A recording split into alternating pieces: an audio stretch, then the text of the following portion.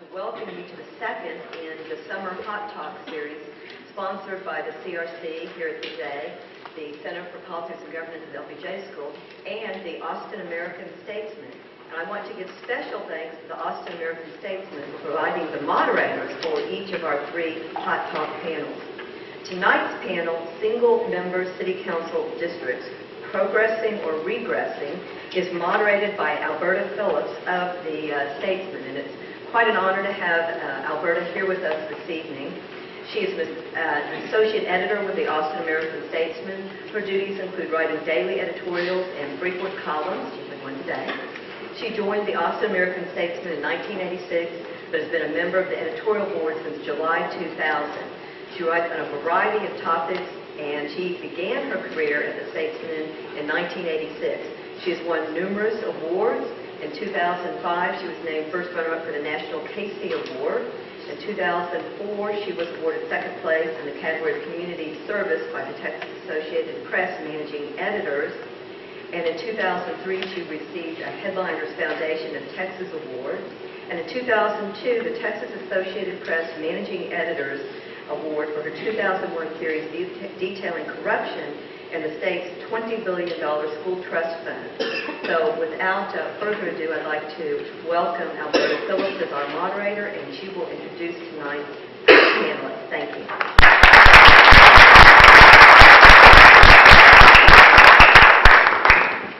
Good evening to everyone, and I feel like I'm in the second part of my marathon here. Whoops. Thank you.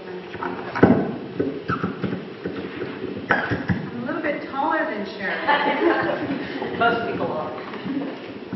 And thank you so much, Sherry. And thank you all for being here. As you will see, we have an accomplished and a knowledgeable group of people assembled here. And as your moderator tonight, I'm going to get this party started to engage our panelists to ask questions and get answers, get the audience involved with the question and answer, and very importantly, to get us all finished up on time.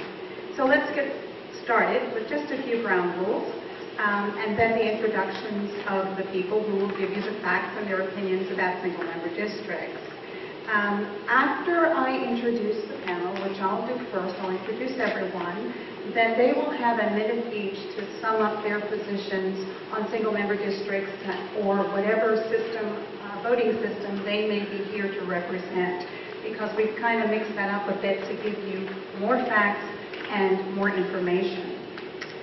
So hold your applause until everyone has been introduced, and after that has happened, and they've gotten their 1 minute, we will jump right into my asking questions. And then I want to kind of reserve some time at the end so that you get your turn to ask questions, because I know that many of you came here with questions, and they may not be some of the ones I get to.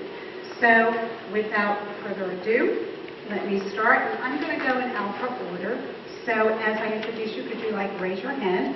And that means that Terrell Blonde is first. And he is a retired professor from the LBJ School of Public Affairs, and he has long and deep experience in state and local government issues. Prior to becoming professor, he worked as an assistant city manager and manager positions in Austin, Waco, and Garland, Texas. He also worked as a staff assistant for a Texas governor. And we'll ask him who that is. Professor Blodgett also was a partner in the accounting firm of Pete Morwick, now called KPMG, where he conducted more than 200 state and local government agencies. He was a chaired professor for the LBJ School, teaching courses in state and local government and performing troubleshooting duties for several Texas governors and other state officials. His specialty throughout the years has been in local government structure, and Professor Blodgett has served as a consultant to more than 20 city charter commissions in Texas and other states. Now, looking at Professor Blodgett, you would never guess that he is a World War II veteran. I told him how young he looked when he got in, when I met him tonight, and I thought, wow, so we're thinking he must have been a boy. But since retiring from the faculty, he has hardly slowed down, authoring or co-authoring 3 books, and is working on another on performance measurement in government. So welcome, Professor Blodgett. Next we have Nelson Linder, and Nelson is the president of the Austin branch of the NAACP, a position he has held since 2000 when he was first elected to the position. He graduated from Houston Hillsborough University in 1984 with a BA degree in personal management and industrial relations. In 1985, he opened the first corporate insurance office in Northeast Austin with Allstate Insurance and served that area until 1992. And now Nelson is an entrepreneur. He has continued in the insurance business and since 1992 has been an independent insurance agent, serving the entire Austin area. In 2006, Linder joined Austin Community Radio station KZI as a host of the Tuesdays edition of the Wake Up Call. The program focuses on solutions to problems faced by African Americans.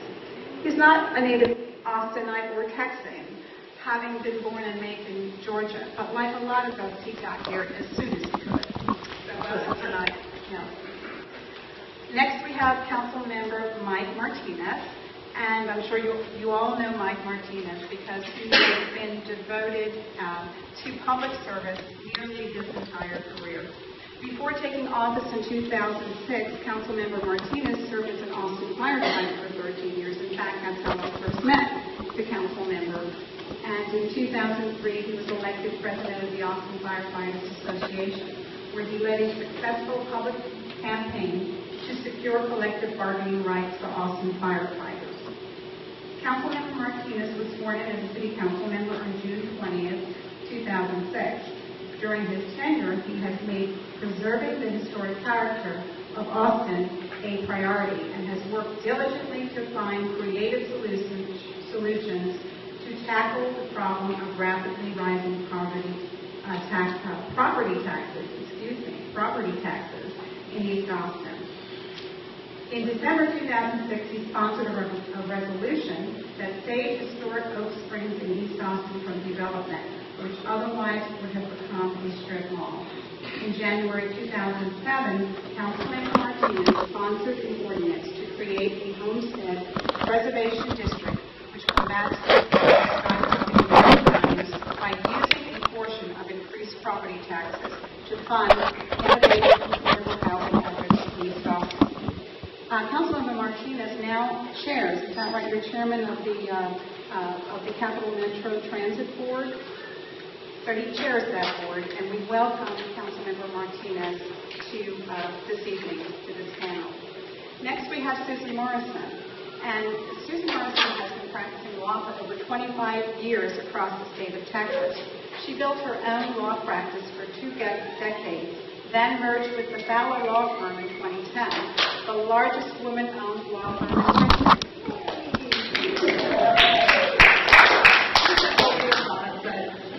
Anyway, Ms. Morrison is licensed in the U.S. Supreme Court, the 5th and 10th Circuits, and several federal courts. She has advised school districts and cities on elections law and negotiated settlements of several LULAC voting rights cases, where cumulative voting was determined to be the best solution and approved by the Department of Justice when single-member districts were not effective to elect minority representation. And that kind of gives you kind of a flavor of what she might be talking about tonight.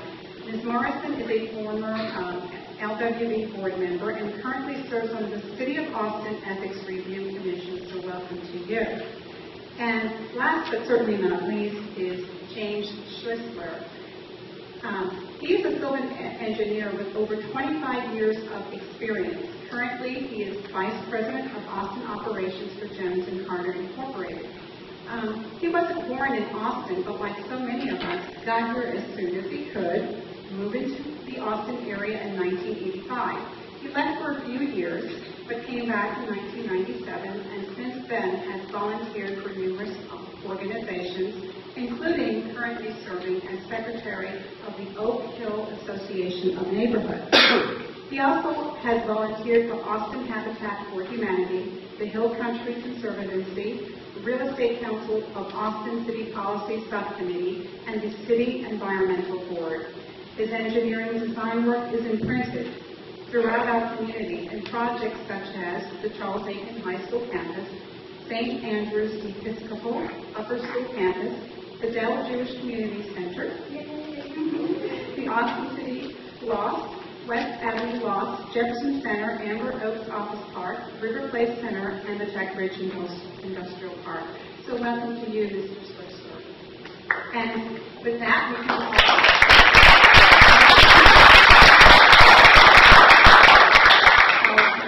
and we're going to, as I said, start in alphabetical order.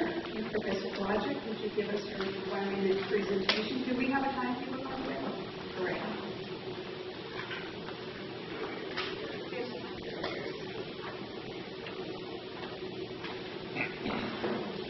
Good evening. I commend all of you for coming out on still maybe not 100 degrees, but probably 90 anyway. I'm against single-member districts for several reasons. I'll just cover two of them in the opening and then perhaps have a chance later for others. One is, I think single-member districts would be divisive and pit one section of the city against the other. This has been the situation in Dallas and a number of other single-member district cities, and I think that this would happen almost invariably here to the detriment of the city as a whole.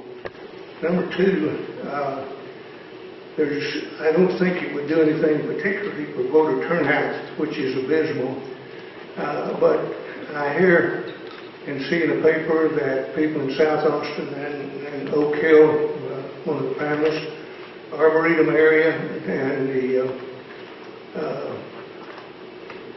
Circle C area, South Austin, that people in those areas are unhappy because they do not have a member of their own on the council. There's not a thing in the world to prevent those areas from having council members. Central Austin need not control the council, as is the common perception, and I think reality now. I think those areas, they put up a good candidate, and they get together and vote, and that's what it takes to get a council member. I'll rest for other points later. The next, Nelson Linder with the NAACP.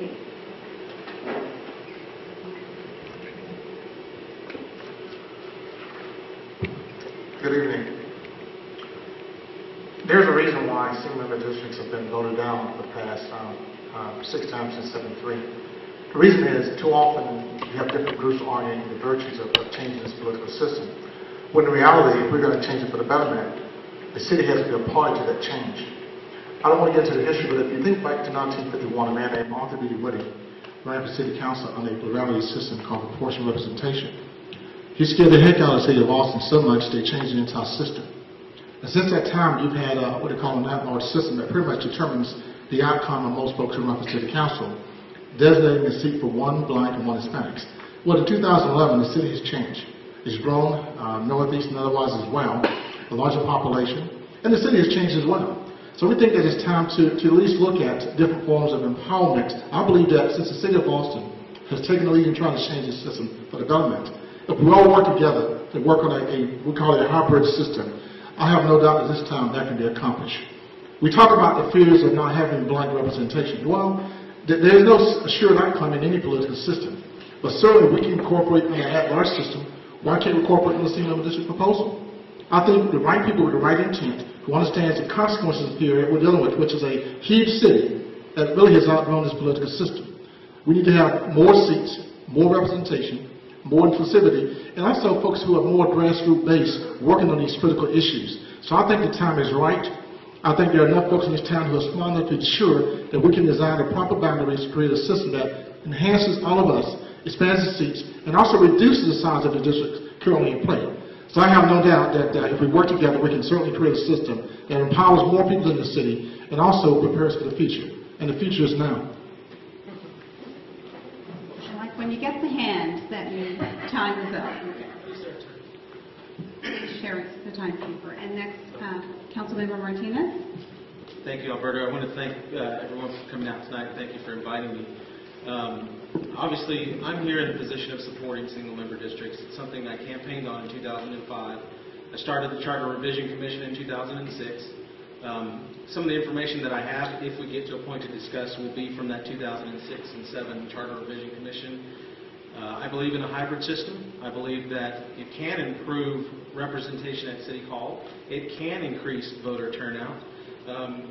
And so, while I don't want to sit and debate, but when I hear things like could pit one section of the city against the other, if you don't think that's happening right now, you're sorely mistaken. Because it's happening right now. It already exists. And when I hear things like, if you just put up a good candidate, you win. Quite honestly, that was what was said in the 1950s. And they did put up a good candidate. And Mr. Nelson Linder's right. Mr. DeWitte got 2 places away from getting elected. So back then it was 5 council members. You got on the ballot, and the top 5 became council. And those 5 elected the mayor. Well, Mr. DeWitte came in number 7. And they said, guess what? Let's go to a place system now. Now we separate it. You all have to run for different places. That's the history of this. But the bottom line is Austin is a huge city. We are now the largest city in the country that doesn't have a district form of representation. And I think it's time that we took a serious look at that and let the voters decide. Susan Morrison.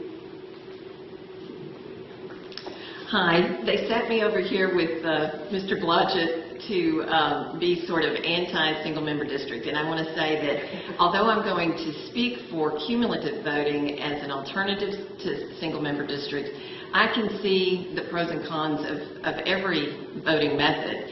And I've brought some maps for you to look at tonight to show that our city, I think it's a good thing that we are spread out over this city in diverse ways by race, age, economics, etc.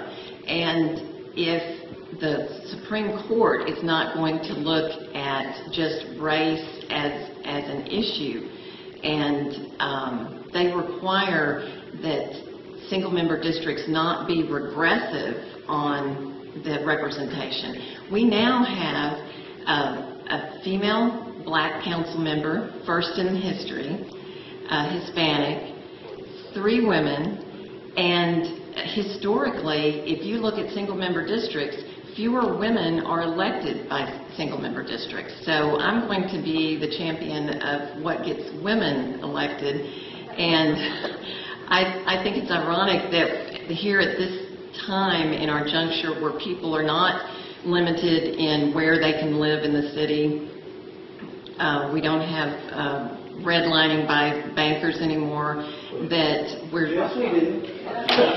You do. Well, it's not legal to do that. That's never stopped us. We have economic problems, and we have housing issues that we need to tackle. But I don't agree that single-member districts, especially if we lose our black representatives on the council, because we would have to have 36 districts in order to have a majority black district according to where people live now. So much of our population of African Americans has moved to Pflugerville. So our Asian population is so scattered that I've run out of time. Is it okay if I call you Jim? That's a lot easier to say than Jim's fine, sure. Thank you. Thank you for inviting me tonight.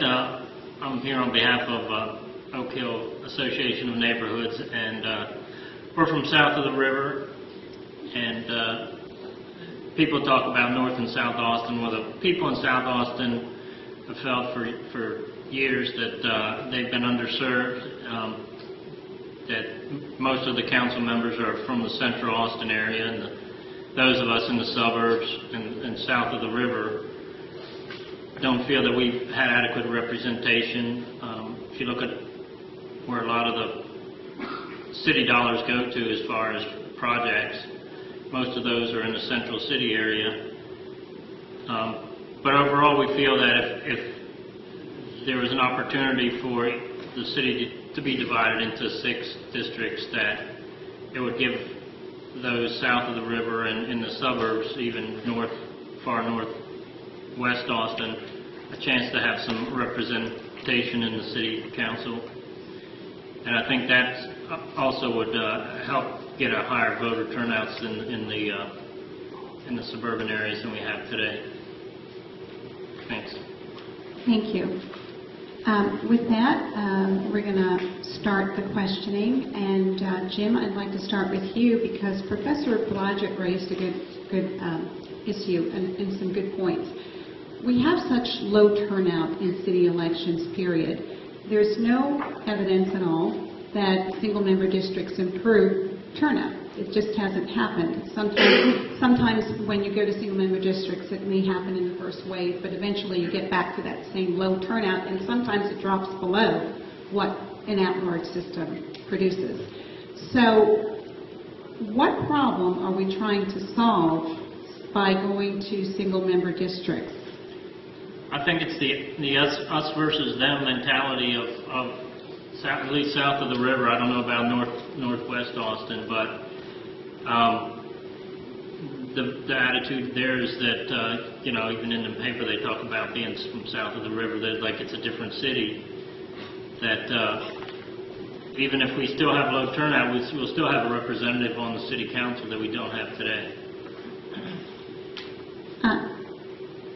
Nelson Linder, would you like to jump in on that question? What problem are we trying to solve? The problems are very plentiful. For example, the fact there's no housing in East Austin for black people. You pushed us in the Pflugerville. We have no jobs. Development is not coming to our communities. We have very little people who represent, for example, how do we solve police brutality? People are afraid to vote against cops. So I think our problems are plentiful. If we had more grassroots representation, we have more power, more equity, and a more sustainable quality of life, whether it be employment, health care, jobs. I think those are the most critical issues. This city right now is basically a big, large corporation. As long as folks have money to control the outcomes, guess what? Little folks who don't have power essentially don't matter. Thank you.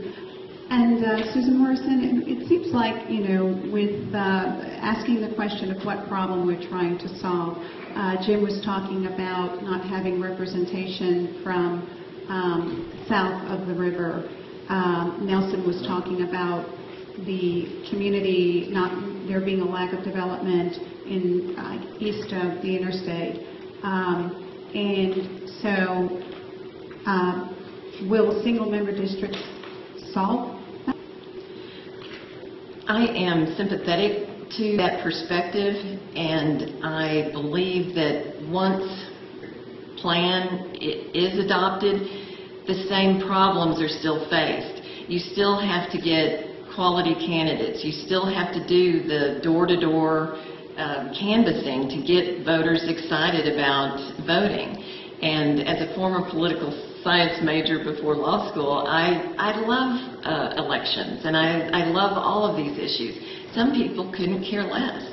And until they are educated and learn that their vote does make a difference, I mean, the Donna Howard election is a perfect classroom example of how just every vote counts and it makes a difference on who wins. If whatever part of town wants to run somebody, they need to run them. They need to get out and support them. I love being able to vote for every person that has won. And it makes me feel like I have all of those people representing me. And I tell them I care about low-cost housing in East Austin, and I try to work on those issues. Thank you. Councilmember Martinez, I saw you kind of jumping around in your seat. I think you have something to say on this question. Some people believe that if we go to single-member districts to solve a problem that Jim raised about representation south of the river, that you're kind of rewarding people for not turning out. Single-member districts is not going to solve all the problems in the city. Don't anyone get that notion, because I don't think any one of us believe that. At least I don't. But it will solve the representation issue. You will be picking someone that drives the highways you drive into downtown every day, that shops the stores you shop at, or the lack of stores. Try grocery shopping in East Austin in my neighborhood. Try figuring out, where you get your goods and services from. And it's a different world. And if you don't live, and I'll tell you, I don't live in Oak Hill, but two of my son's classmates do. And it is the worst experience in the world when he has sleepovers on Friday afternoon trying to take him out there to his best bud's place because it takes me 2 hours to get there from downtown. If I had to live that experience every day, I promise you my perspective would be different as an elected official. It already is just from those minor experiences, but if I had to walk in your shoes and live in your shoes every day, I think I would be much more effective at representing you every single day. I'm not saying that I'm not effective now. I try to represent this entire community, but the facts are the facts. I don't live everywhere in Austin, so I don't know your everyday experiences. I rely on you all to share those with us. I wanted to get Professor Blodgett's opinion on if we went from, because there's also a cost associated with this whole deal. We go from 7 members of the council, including the mayor, elected, right to 9, according to the plans that we saw Statesman just the other day. We had a front page story and on the plans that the city is considering. There are 4 plans. And under those plans, 6 people with 3 would be elected at large. So is that something that we need to think about as we move forward in terms of this discussion? I have not heard a lot about that aspect of it, but certainly somebody's going to have to pay for, having a council now that would be, 2 people larger, 2 more staffs, 2 more offices. I'm not sure where they'll put them in City Hall, but what's the cost associated with that, and is that something we ought to be thinking about too?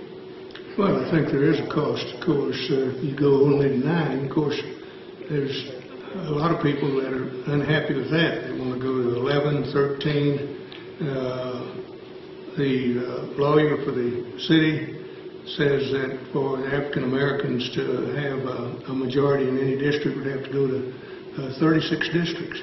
Now, that would be great, wouldn't it? We have a city hall that would have nothing but council members and their staffs and committee staffs and committee hearing rooms, and there'd be no room in there for the city manager, city attorney, or anybody else.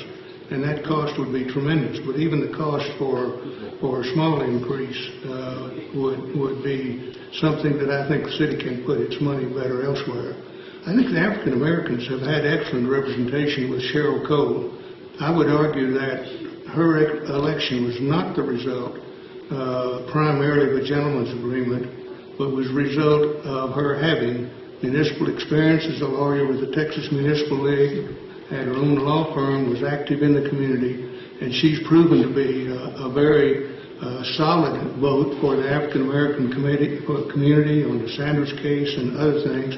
But she also has a balanced voting record that has the support of people across the city. And I think that's the kind of person that the African American or Asian American or the Anglo, as far as that goes, that any of our citizens need to put up as somebody that that they can be proud to have representative, whether by representation or whatever.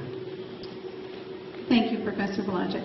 Another question I have, and maybe actually before I move on to the other question, Councilmember Martinez, as a member of the council now, you probably have more of a handle on the finances. So tell us just, how much council members make, how much that would add, how much the staff would cost. How would we pay for that? I think the easiest way to be able to describe this without taking too much time is that each office, in terms of council, not the mayor, each office is given a $245,000 budget. So you get to hire your 2 policy aides, your receptionist, and all of your pens, pencils, computers. Everything comes out of that $245,000 a year. It's just one lump sum. Travel, if you go to conferences, all of that comes out of that amount. So in the rudimentary math, for however many other council member offices we add, it's about $250,000 per office. The mayor's office has a little bit bigger of a budget because he has a bigger staff. But we would only be adding council, not offices as big as the mayor. So it would be about $250,000 per. So we would be adding roughly $500,000 plus the salaries that they're paid. health benefits, pensions, That's things all like that. included in the 250. In the two. All of that, all of their salaries and benefits are all included. But I mean the council member salaries. Is that's not included? That's your office budget, right? No, that comes out of the 250 as Okay, well. so the And that's cap- $63,000 a year. So we'd be adding roughly $500,000 a year. Correct. And any idea how we might pay for that? You know, that's the $500,000 question. Do we cut services elsewhere to create, you know, the financial revenue to cover that cost, or do we increase fees and/or taxes to cover that cost? That'll be a decision the council has to make.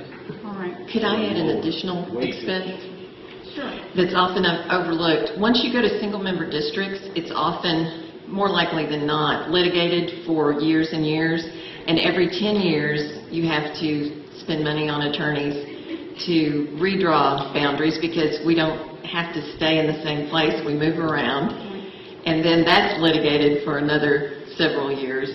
So when you add in the additional legal expenses, you're talking probably millions. Thank you for speaking up on the cost. We had, as I showed you in the paper, a front page article on single-member districts, Jim, and there were 4 different plans, and there were 6 people elected from districts, 3 people at large, including the mayor. And I know that sometimes when we talk about single-member districts, everybody has a different idea. So are you supporting the mayor's rollout of these 4 different district kind of plans that we have on the table now? Yes, we feel that we'll have at least 2 or 3 representatives from South Austin, and then an at-large person that would either be north, south, or east-west that we could also count on to present our views before City Council. So we would support the 6th district plan. Okay. And I understand how this side of the table, this side of the fields, this side of the room, this side of the table feels. Over here, is everybody else on board with that plan? Councilmember Martinez and Nelson Linder? Not the plan, but I think that the fact that the mayor has started this conversation is a good place to talk about how we're going to change the system. I'll support, I think, first of all, the districts are too large. We need to have smaller districts and more seats. But we need to have a dialogue led by the city because they have a major role to play in this whole process. So you don't support that particular plan. You want how many districts? Well, how many would you say would be ideal? I think at this point, something like maybe an 841, but that's just a proposal. I think the main idea is right now is that we're saying that the current proposal won't work, but it does start and need a conversation. I think Peg Young has put out some very good ideas about how to address these issues, and I'm very in line with what he's proposing overall. So at, let's see, so at $500,000, at $250,000 for every extra seat, we're talking well over $1 million to get to that plan. Well, let me just say this humorously. This city wastes a lot of money on a lot of things that don't matter. So to fix this political system, because right now, keep in mind, we are a majority-minority city. This is really about equity. So the money will be a great investment. Okay. And I want to say that Councilmember Martinez, Mr. Linder has made the point that we're a majority-minority city, yet the plans that we see here, okay, the plans that we see here, there would be 1 of 7 districts, excuse me, 1 of 9 districts that would be a majority-minority. 1 of 9. 3 would be at large, and so that would not be majority-minority. And the other 6, there would be 1 district that's a majority Hispanic. Actually, if we're a majority-minority city, then all at-large positions are majority-minority. That's not true, Councilmember Martinez. I would challenge your facts on that because you're talking about voting age population. Are we not? I thought you were the moderator. Let him talk. Excuse me, can you hold your comments till after? And I am the moderator, and I am having a discussion with him to bring out the facts. That's my job. Now, if you want this job, then we can talk about that later. Thank you. I absolutely agree with you that when we talk about voter outcome, you have to focus on voting age population. That's what determines the outcome of any election. That's right. So I was speaking from the perspective of the comments that Mr. Linder made, that Austin is a majority-minority city. So from a demographic standpoint, the at-large seats would be majority-minority. But yes, drilling down into that point, you're right. We do have to focus on voting age population, because that's actually how the maps are drawn. They're not drawn just by demographics. They're drawn by voting age populations. 2 congressional African American districts in Texas are not majority African American, but their voting age population is. And their voting age population determines the outcome of that district every single time. That's a very important factor. And it's one that I hope we focus more on this time as opposed to just straight demographics. And let me just say, this 621 proposal is merely a starting point that the council hired Bickerstaff, Heath, and Delgado and said, start with a 621. This is not the finishing point. And I'm here to tell you that I'm committed to whatever this community decides. And yes, we'll talk, you'll hear the red herrings about the price and what it would do. But the bottom line is, if this community votes for it, you're voting to pay for it with your tax dollars, and we'll implement it just as you've asked us to. If it means 841, I'm all for it. But we've got to go to a better form of representation on the city council. It's just my opinion. Thank you. And once again, I just want to get the ground rules straight. I am the moderator, and I ask the questions until the Q&A portion, and then that's when you get to ask your questions and make your comments. Thank you so much. I want to move over to Susan Morrison, and I want to ask you about that question, because we do need to have the facts, and when there are incorrect facts being put out, you can bet as a journalist I'm going to jump in and I'm going to correct them. So, when we're talking about districts, as Councilmember Martinez said, we need to be talking about voting age population. And according to the maps, as we pointed out in the story, there would be one majority Hispanic district, and there would be an African American district that is 22% African American. So, how does that then influence the discussion about single-member districts and the plans that have been rolled out so far in terms of being progressive or being regressive?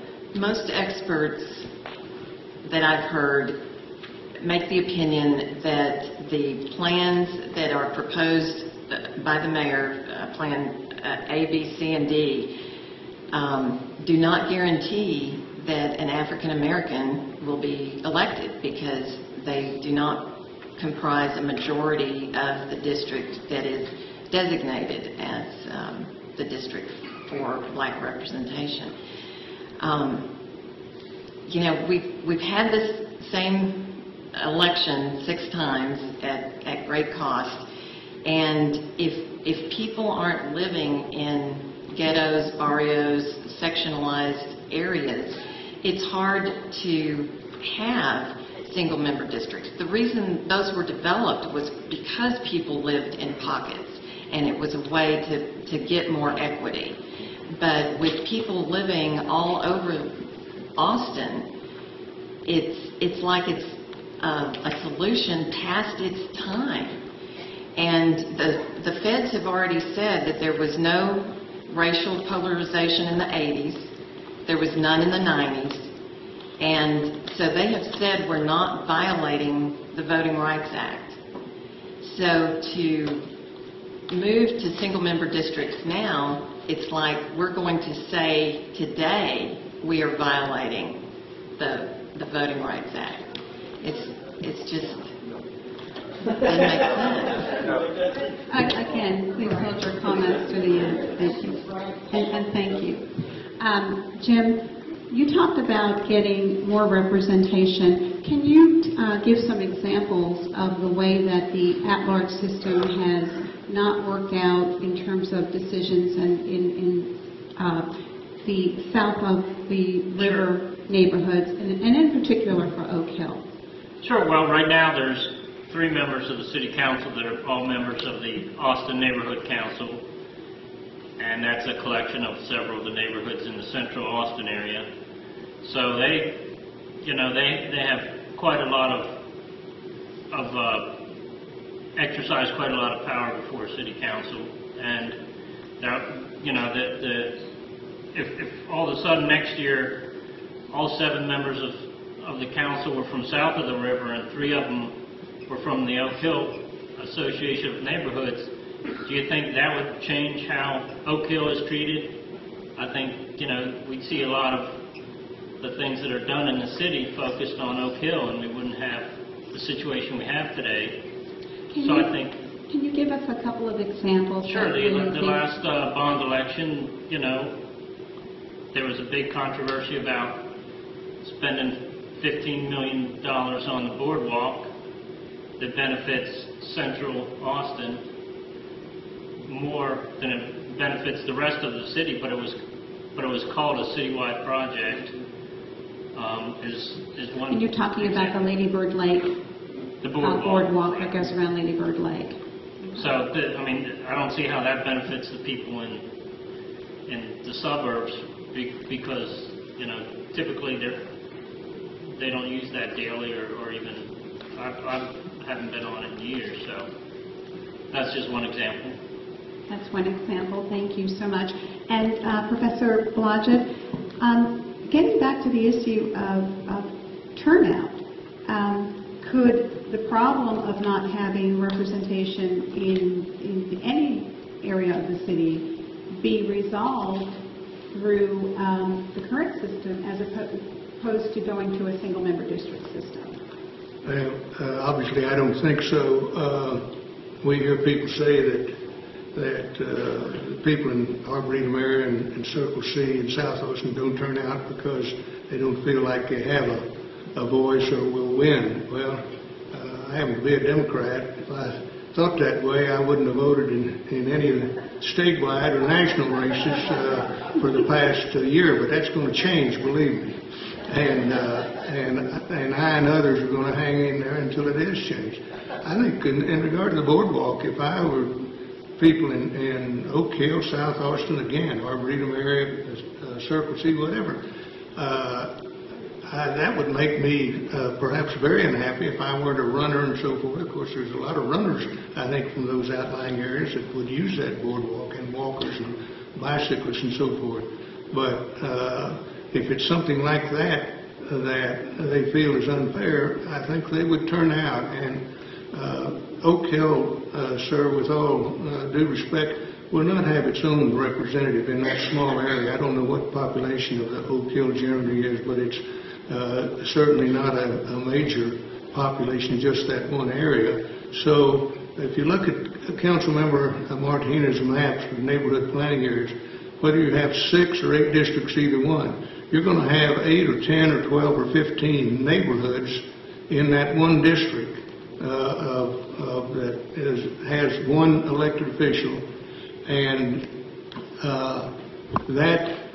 that one elected official is going to have to balance the needs and interests of 10 or 15 neighborhood areas, and they're not all going to agree. The neighborhood south of Kenny Glen is not going to feel the same as north, or the neighborhood south of Ben White, or whatever streets you want to use, is not going to feel the same on all issues, at least. So, and one final point, I think we also miss the point that even with a 6-2-1 or 8-4-1, either way, you would be voting for a minority of the council. You still have to persuade 1 or 2 other members of the council to your point of view in order to get some money allocated or change a policy, whatever it is. Single-member districts, and if you go total single-member districts, like some people want to do, you only have 2 votes. Say if you had a 12-1, you'd have 2 votes out of 13 for the mayor and your single-member person, and that's it. How much influence are they going to have on the council? So let's talk logistics a little bit. And Councilmember Martinez, you get to correct my facts on this if I'm not correct. How is this all going to work? The way I understand it is there are some activists that are trying to get the issue on the May 2012 ballot, while Mayor Leffingwell is pushing for November 2012. Okay, so May or November. Let's say it passes in November.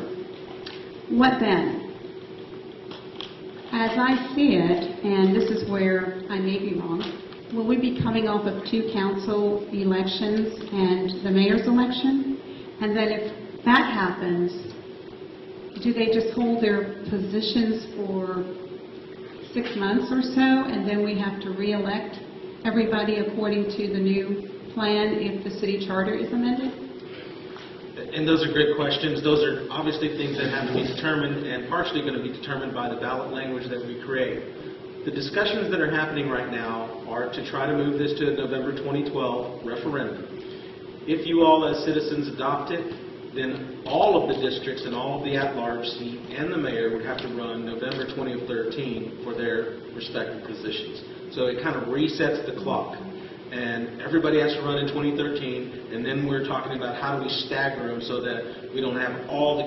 Some of us want to have all the council on the same ballot on the same year. Some people think that's not a good idea because you could lose the entire council in one fell swoop. Again, that is up to you all. That is up to you all. That's not up to me. But those are the conversations that we're having right now, and that'll be the logistics that needs to be worked out. I don't think you would vote for it if you don't know how it's going to be implemented. So there's no way I can ask you, 1, to indebt yourself to make this change, and 2, to go to the polls and support it if you don't know how it's going to be implemented. So we do have to ask those questions and get those answers out there. So that's something that we still need to get out there, the logistics of how it's all going to work, because presumably we'll elect folks in November 2012 and then have to hold another election in November 2013. And as Ms. Linda Curtis has announced, I believe in the same story that you're referring to, maybe in a different story, there's a group of citizens that are going to embark upon a petition drive, and their hopes are to hold the election in May of next year. So if you get 5% of the registered voters to sign a petition, you have to call for a referendum at the next available uniform election date. That will be May. The charter precludes us from making any amendments to it except every 2 years. So if the citizens force a petition election in May, we have to now put this proposal on that May ballot. We have to choose whether or not we do. But we have to consider putting this proposal, the mayor's proposal or the council's proposal, as a competing referendum item. Or just go with the citizen petition drive that would force that. But we wouldn't be able to make a charter amendment change for 2 years. So we would have to decide as a council, do we want to put our own initiative on the ballot in May? Or do we want to just go with the citizen-led petition drive initiative? Anyone else want to comment about the logistics? I want to address for a moment. I have to address Ms. Morrison's comments about the voting rights act and how the process works. I think she's been a little bit disingenuous, and I like her a lot. But here's my point. When you argue that this whole process is driven by the fact that African Americans have a very small percentage, that's not factually correct. In fact, the Department of Justice is very swayed by the fact that if organizations like the NAACP who work together with the city of Austin, that carries a lot of weight. We're not opposing, we're working together. So the truth is, when organizations and communities work together, you have a much better chance of changing this whole process. And the final point is, if we can cooperate again on an at-large system where there's no guarantees, why can't we work together to create a new system where folks will have effective representation? And that's the counter-argument. And Nelson Linder, you're talking about effective representation, and also Ms. Morrison and Professor Blodgett have made the points. In fact, she said, well, maybe Austin has outgrown or gone past the time of single-member districts when they might have been the best solution. But there's always been tension between the fair housing laws and the voting rights laws. The traditional remedies in voting rights, such as single-member districts, are based on segregated housing patterns. In other words, you are fighting to be able to move where you want to, and this means that you are taking numbers from the single-member districts a la East Austin. When that changes, when the whole housing patterns change, as they have in Austin, as our census has shown, the remedies are no longer viable, then aren't other remedies, such as proportional voting, perhaps, as Ms. Morrison is talking about, bringing up proportional voting?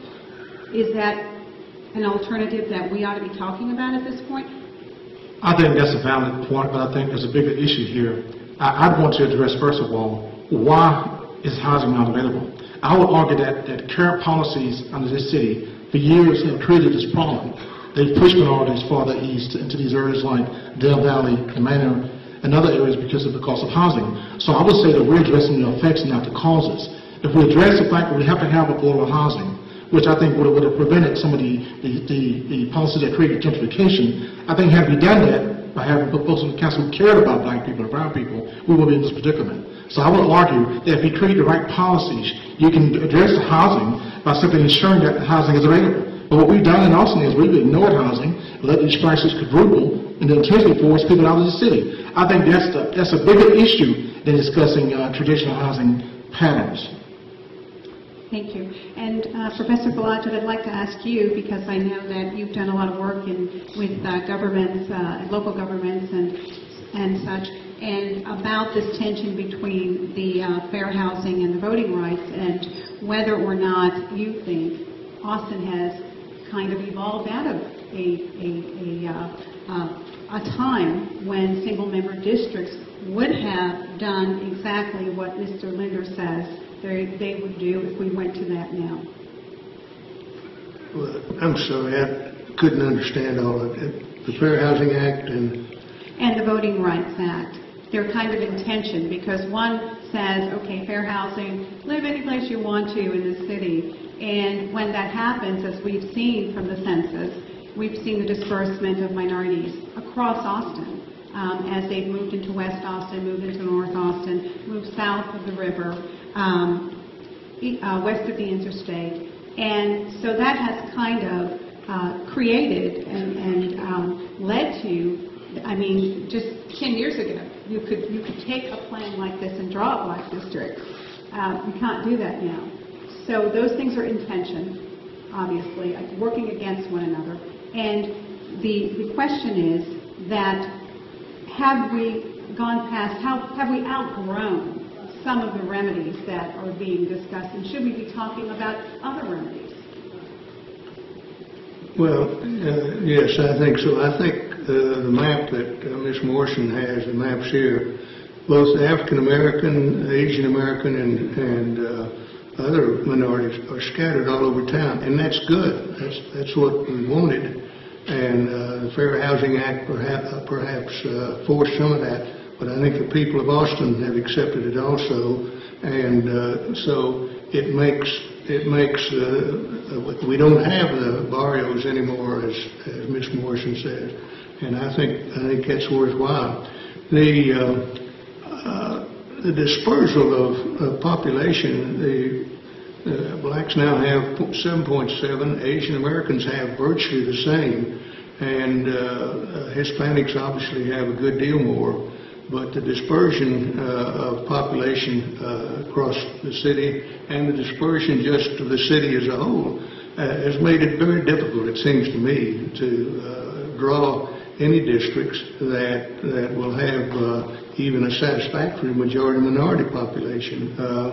As Ms. Morrison indicated, the lawyer had said it would take 36 districts for a safe African-American district. And, people of Austin, I don't think we're going to go for even a third of that number maybe, and have the bureaucracy that would go with it. And I've been told to go ahead to the Q&A, but there's one more example I wanted to give today when I was researching this about single-member districts and at-large systems. And this is something that we really got to get right. We really got to get it right. We need to do our research. We need to do our homework.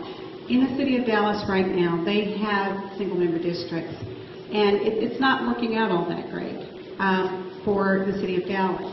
There's a fight going on right now in the city of Dallas where North Dallas wants to move the big garbage dump to southern Dallas. And so the council members that are elected from the districts in southern Dallas do not have the numbers to stop North Dallas from moving the big dump there. So before we go to a system with which we have no experience, we all need to do our homework. We need to make sure that we're not taking a situation and making it worse. What we want to do is make our situation better. And with that, we